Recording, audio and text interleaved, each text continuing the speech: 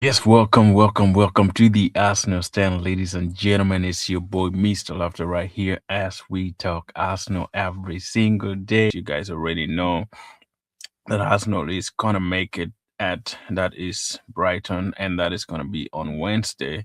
A very beautiful game that is going to be in at Brighton's place, and hopefully that will still be something that we would generate some points from it because it's gonna be a tricky game. The only good news with that game is Manchester City and Arsenal are all going to play at the same time, which means yeah, at least we don't have that pressure of like, oh, City has already won. We need to do this, we need to do that, we need to do the other thing. So that's the good part of it, which means, yeah, we are on the verge of fighting as we can, as always, as you guys already know. The Premier League is back on the midweek, and in the midweek, I mean, and it's going to be super, yeah, tantalizing and enjoyable, as you guys know. As the season is ending, there are lots of games. They come thick and fast, and it's amazing that Arsenal is actually in it and playing players not trusting this squad. We have big enough squad that can play every single matches. Even if you rotate the whole team, Arsenal is still capable of winning. But for some reason, he doesn't trust other midfielder. MLS has not even had a chance to play in the midfield. This time it should have been MLS playing in the midfield. No good playing in the midfield. Like, why is Mikel not giving a chance for Declan Rice to rest? And now that he's injured, we can see that we're going to see the repercussion of it. We're going to see that. Now, 28 appearances this season, 4 goals, 5 assists is good for him. But we overplayed him. XG 2.8, long passes. Like, you can see that he is massive. He is a good player. We all know. But why should you play him every single game as if Arsenal doesn't have a good enough squad to play in this Premier League? Now, if he's injured like this, I just think it could even be the end of Arsenal's season if we don't really improve on certain things. It could be the end of things because he's such a good player, we know, but he should have been given rest to capitalize on certain areas in the field. But Mikel just doesn't trust, MLS doesn't trust Noga to do the job in the midfield, guys. Let me know in your comment. I could be waffling here and giving you things that you think is unrealistic.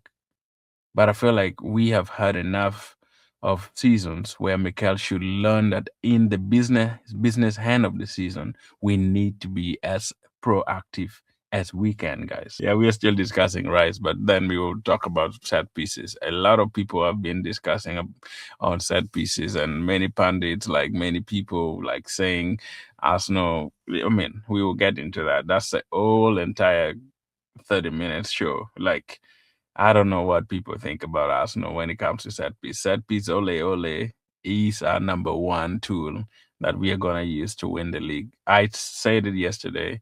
I don't care if we can only win with set piece and go through the line and go off the line.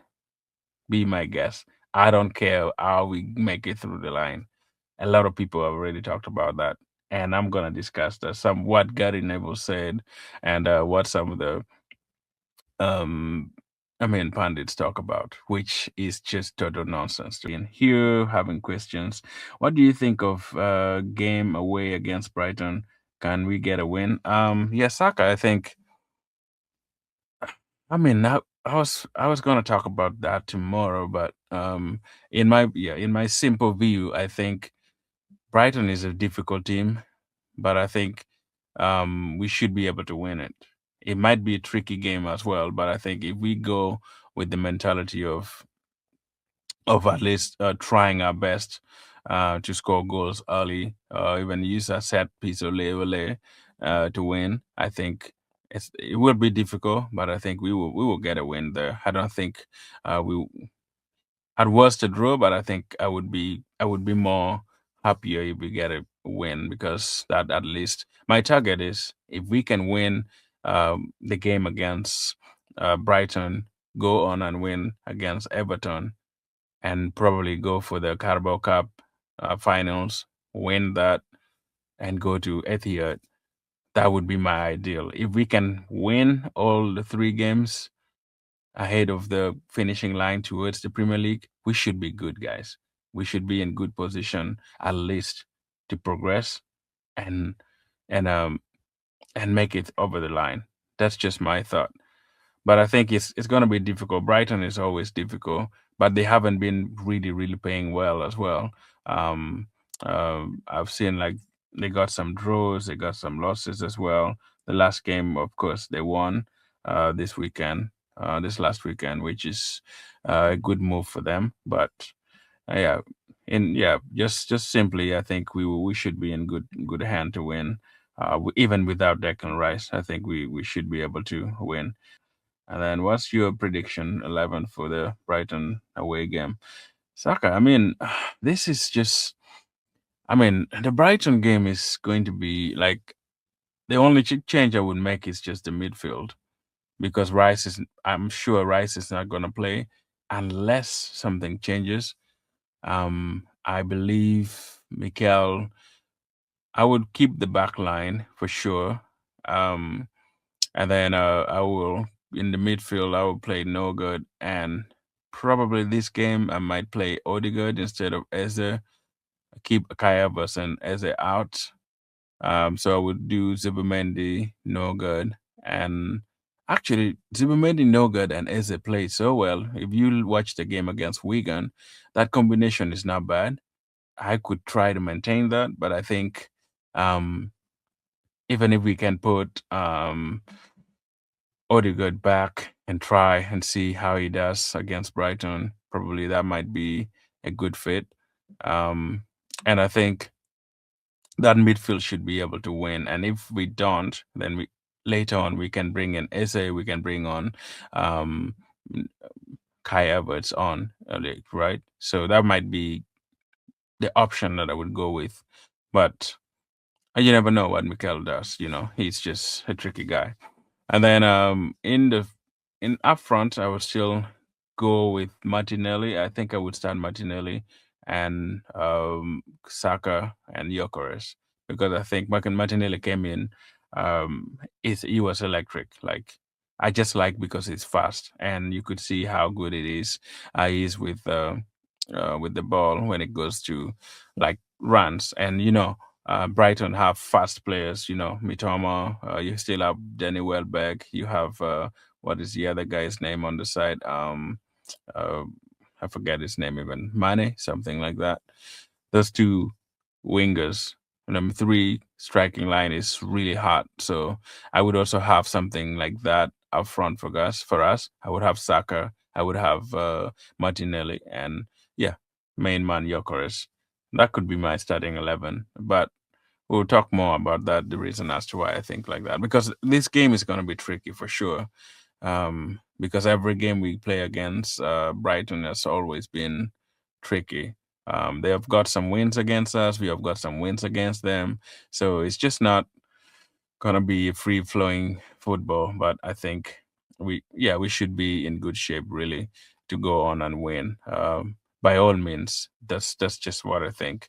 Because basically, what we can do is play a game and focus and have our ability, like, really to move on and try the best options as possible, and get that win. Because if we keep winning 2 wins in a row now, I think we should build that momentum. We should have that momentum really to go on and win anything come these few weeks left towards the end of the season. That's just my prediction on that. But basically, that would be my ideal world. But you never know. Premier League is unpredictable. Every game we play, you have to go with the mentality that you're gonna have a draw, a win, or a loss. But as always, I think Arsenal, once they start winning, sometimes they go in for a run. If we can win 5 games in a row in the Premier League, that would be helpful. And I believe we could do that. If we win against Brighton, Everton, for sure, we must win. I know it's going to be tricky, but we should be able to win against Everton. Like, that's just my thought on it. I know Moyes is always, I mean, a tricky guy, and the way he plays is a little bit different. But I would bet if we win the two games, I mean, we'll have 4 games in a row and go in for the Carabao Cup. Probably that's going to be a tricky one. I might think we will also talk about that at some point. But I believe Arsenal is good enough to win at Brighton. Then I think of Madueke starts uh,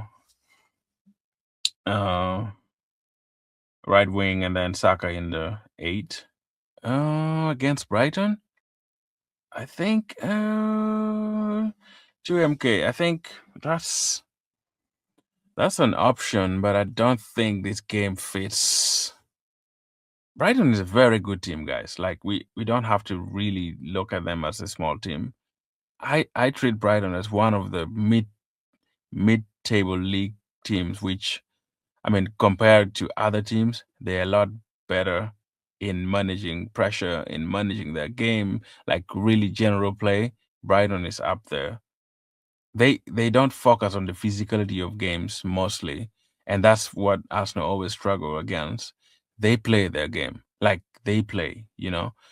Brighton doesn't play any other game apart from um, like playing maybe like Brentford or up eyeballs. They a tiki taka team, which suits Arsenal's kind of play, but it's also a little bit tricky too when you are not controlling games, because the last few games that we have played, guys, honestly, Arsenal hasn't had a better control of games.